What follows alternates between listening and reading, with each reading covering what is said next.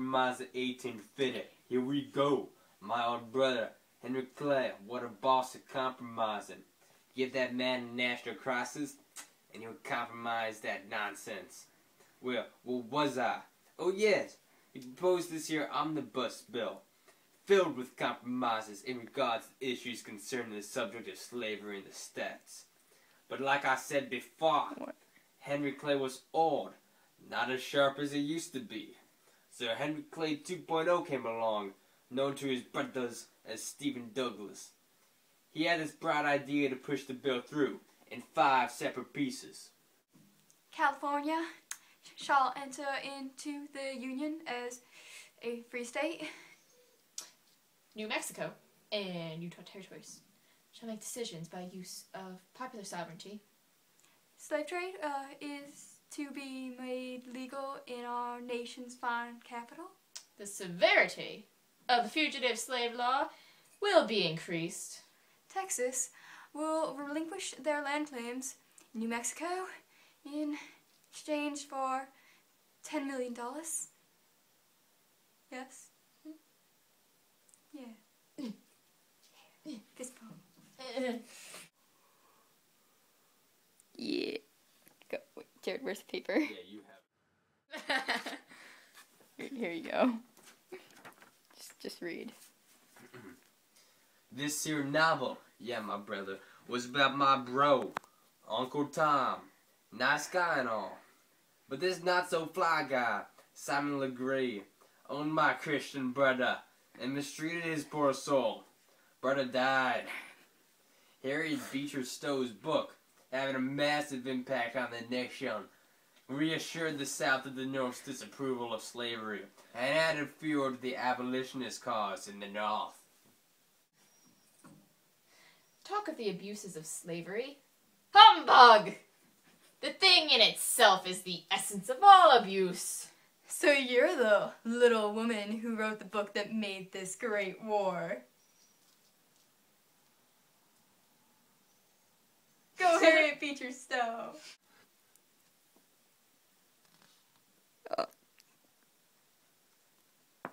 There. Turn up my headphones. Okay, you go. I have the paper. Okay, here you go. Just give me the paper. I gave you the paper. I'm handing the paper to you right now. This makes farting noises when I sound this. Here, I'll take this. So, let me give you a little bit about the Kansas-Nebraska Act of 1854. Why are you Jamaican? No! You just swore! You can bleep that out. Okay. There were plans to create a transcontinental railroad, and my boy, Stephen Douglas, was all for running it west from Chicago, since he was an Illinois senator. But, you know, this is a problem, because all of them Indians were in the way. Isn't that a little racist? Come on. Oh crap, I forgot to add another girl. Oh. I'll go get one. Read really slowly, Jared. So, to make the travel easier, the Kansas-Nebraska Act was put into place in order to move natives northward into Nebraska so that the train could easily run through Kansas. Now that's messed up, Mud. What's even more messed up is how this act repealed the Missouri Compromise. Under the Under the Missouri Compromise, slavery would have been banned in this area. But due to the ruling of the property sovereignty, people now had control over the outcome of whether or not Kansas would be a free or slave state. So, of course, my people will be coming in to vote on this issue. Pro-slavery, anti-slavery, you name it. I like trains, more trains, coast to coast, trains. Move.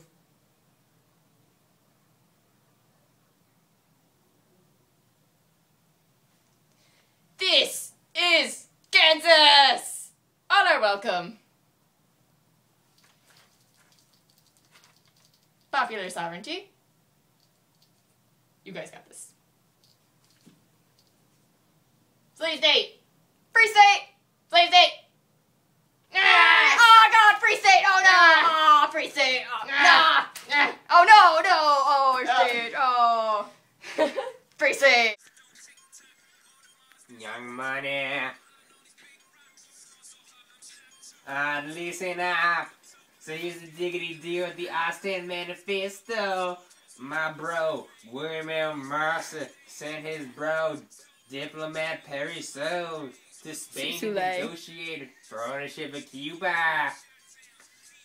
Now this Suez guy, whatever, I don't care. He was nasty, y'all. He threatened and antagonized them Spaniards, young man, and accomplished absolutely nothing. So President Pierce got the ministers to Great Britain and France together with Suez, and they wrote the Austin Manifesto. This stated that the U.S. should take Cuba by force if Spain wouldn't sell it. Southerners were digging this because they have been thinking they would introduce Cuba as a slave state. The North, specifically the Free Soil Party, strongly opposed the manifesto and led to many Northerners. I have no idea what he's saying. I think we're going to have to put captions on this. Distrusting President It's going to take so long to put subtitles in. Onwards, yeah. Go forth and negotiate. Make me proud. Usted chupa culo. Danos Cuba o vamos a comer todos de su pollo. ¿Qué? Hueles a Tim Tebow. Sale. You disappoint me. Go to the timeout chair and think about what you did. No. I should think not. We must write a manifesto. Buchanan, Mason, I need you. Go over here a little bit. Yeah, guys, this seems like a really good idea. Okay, let's write about this a little bit. Talk about that. Yeah, guys, this is brilliant. If Spain won't give us Cuba, then we'll just invade it. So, what do you gentlemen think? Cool. I've always wanted another slave state. Nay! That's not what we're about. I don't like you anymore. Yeah. Okay, it's starting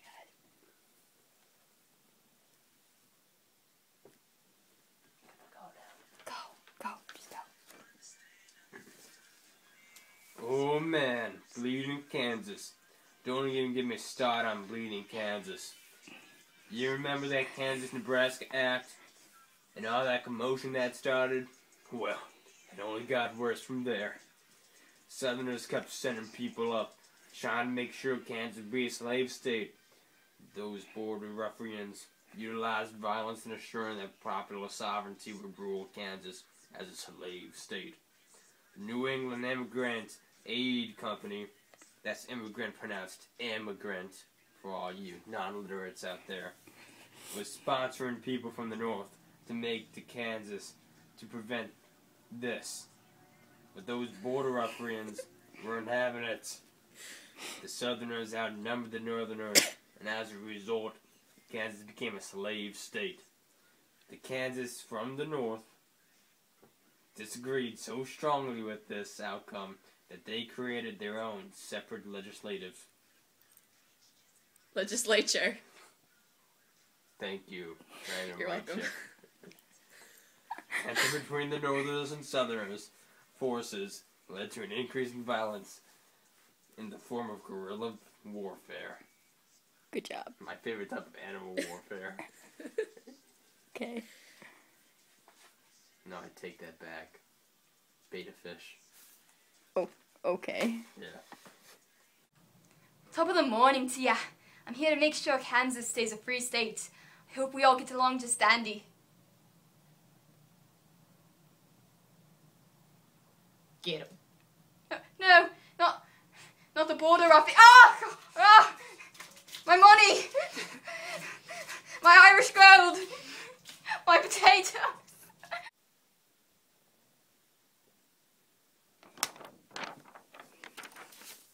Allow me to provide for you some insight into the matter of the Dred Scott decision of 1857. Dred Scott, an enslaved person originating from Missouri, was purchased by military personnel John Emerson. Emerson frequently brought Scott along with him during his travels, so Scott sued Emerson in order to gain his freedom. The case was eventually brought before the U.S. Supreme Court, and Scott stood by the claim that because he had been brought to states disallowing slavery, he himself had been freed. However, the Taney Court ruled against this claim, stating that Scott was not in fact a citizen, and thus his slave status would be decided based upon his home state. It was also clarified that Congress did not have the right to prohibit slavery, as the ruling was under the jurisdiction of the states. Get out of here!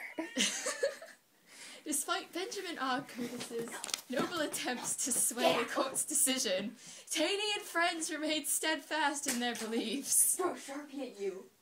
Although this outcome did not please the Northern Republicans, it greatly strengthened their resolution to abolish slavery. Come on, Dredd. There's work to be done. Allons-y! But I don't wanna. I'm gonna tell on you. Hey, wait. I'm free now. Give me money. Well, actually, not really. You're still a slave. So you actually, still a slave. So, back to work? Oh, come on, Taney. Really?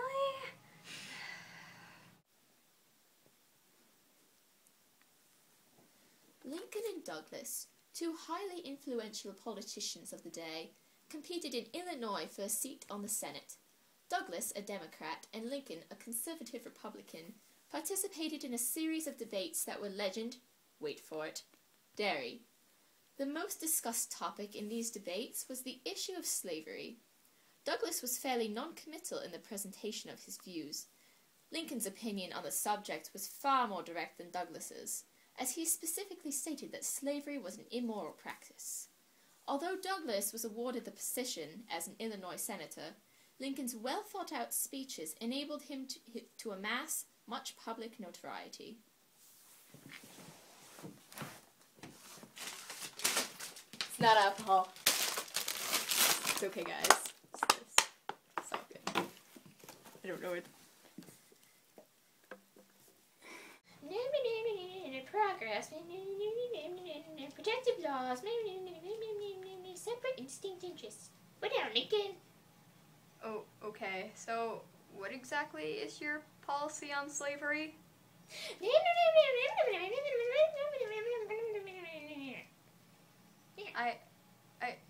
I still don't know what you're saying.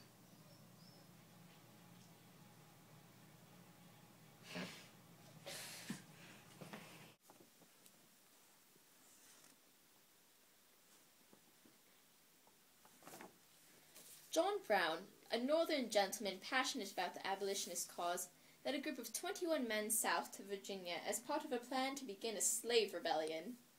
They successfully invaded the armory at Harper's Ferry, but were quickly surrounded by Colonel Robert E. Lee and his troops. After turning down the option to surrender, John Brown and his rebel forces were overcome by the soldiers. Though John Brown's mission was entirely unsuccessful, You sad man. the Southerners still perceived the attack to be representative of the North's disdain of and desire to abolish slavery. So, anyway, you golf now? Oh, you know, just Sundays on the green. Oh, that's nice. That's nice. Thank you. Okay, guys. I have this great idea. And it just keeps getting better. I mean, we're going to use these things called pikes, and we're going to wreck the South in a glorious war. I mean, it's going to be so great. Do you even know what a pike is? A pike is so great. You don't even know what a pike can do, can you? It's gonna wreck the South. That's what it's gonna be. That's what it's gonna do. Okay. That's a fish, right? Pike. Yeah, that's a fish. I've heard it both ways. Seriously? You guys should probably go now. Nah, man, it's gonna be a glorious battle. Don't you get it? God, disrespect. they gave him a choice. My pike! My pike! My pike! Oh, pike! Oh no! Oh, my pike! Oh man. Due to the extreme sectional tensions between the North and the South, Sexual tensions. multiple candidates were brought forth in order to meet the needs of different political groups largely dependent upon the issue of slavery. This was certainly not the norm for presidential elections, seeing as competition had been typically concentrated between two driving political forces. In the election of 1860, the Democrat for the South was John C. Breckinridge of Kentucky, whose platform was indubitably pro-slavery. John Bell of Tennessee offered a much more moderate option for Southern voters, as he circumvented the slavery issue altogether. Stephen Douglas was the candidate for the Northern Democrats, due to his policy of popular sovereignty. Last but not least, Abraham Lincoln ran on the Republican ticket in the North. His clear opposition to slavery was popular amongst many Northerners. Even though he garnered a small fraction of the popular vote, Lincoln won the election by 28 votes in the Electoral College. Woo! And, why do you have a lava lamp, and is that Gumby? Don't question my methods! Oh, alright. That's right. Oh, okay. Yeah, dinner tonight? Alright, sounds good to me. Yes. Slavery for the win! No! I don't really care, you know? You Americans got this one? What is this slavery you speak of? Really? That guy's He kinda meant weird. that? He meant that, didn't he? Yeah, he actually doesn't know what slavery is. Just kidding. But Oh. he denies its existence. It's very sad. Like in Harry Potter, how the Minister of Magic denies the existence of Voldemort. Exactly. Oh. Okay. I like Harry Potter. Stephen Douglas likes Harry Potter. Yeah.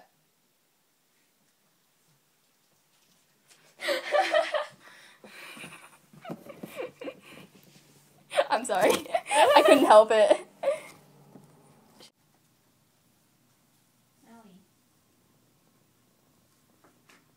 Did that work? Whoa. Follower aid. Hello, I'm an astronaut. Astronauts are cool now. So, Lincoln's rise to presidency was the final straw for Southerners.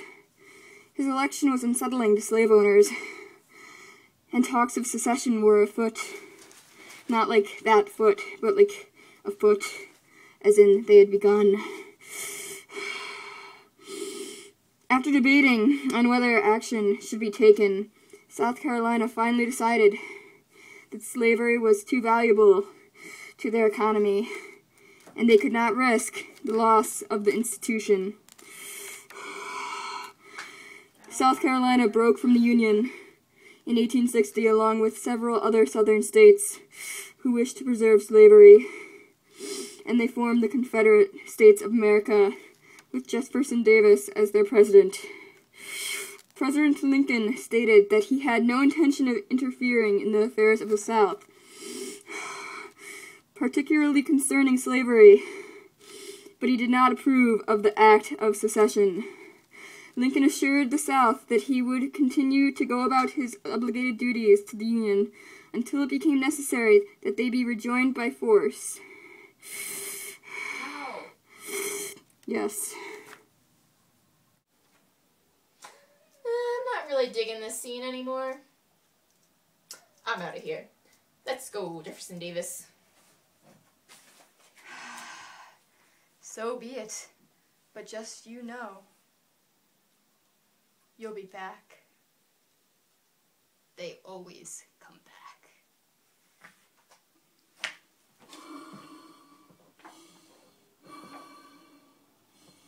Rebel scum. He stole my lightsaber.